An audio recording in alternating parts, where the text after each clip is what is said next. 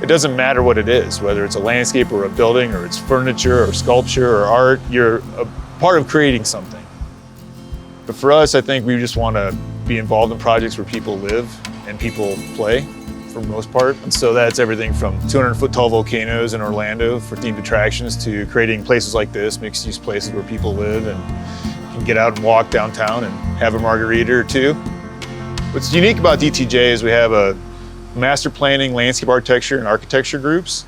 And so we really are able to pull off a project from start to finish that touches all the aspects, the ground, all the way through the building.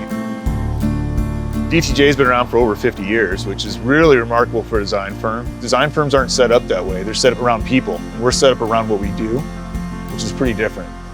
We're a best idea win company, so no matter where it comes from, whoever has the best idea wins. And that means that sometimes there's people who do landscape architecture designing buildings and vice versa, and it all kind of comes together in a seamless way. It's a huge responsibility and privilege to be involved in projects that are, impacting people's everyday life, right? When you do a residential project where somebody lives, it's every day. That's in part of their life. And when you're designing the community around it, that has a quality of life to it that we hope elevates people's experiences. Every building's unique, and so none of them are simple. And the construction industry is really complicated. It's a lot of dynamic forces come into play to getting just the simplest of buildings to stand up and be there for a long time. You gotta have a profit, and you gotta structure your business to be operational and work. And I think most people think about us as more on the art side, and that's the fun part for us, right? But we gotta do this other side as well.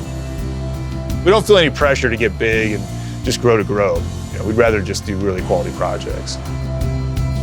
We have some unique business aspects, being international or whatever, and we're able to kind of have a more detailed conversation.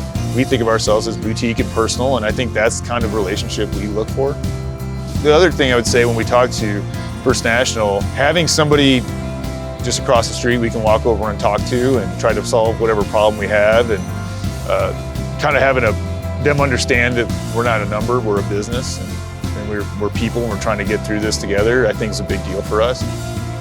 Really trying to get a diverse talent pool in the company, diverse client list, and really bolster that kind of sense that we are national, even though we're doing work all over the country, but also having a presence and being part of those communities too, so we can find a way to be part of also giving back to those communities.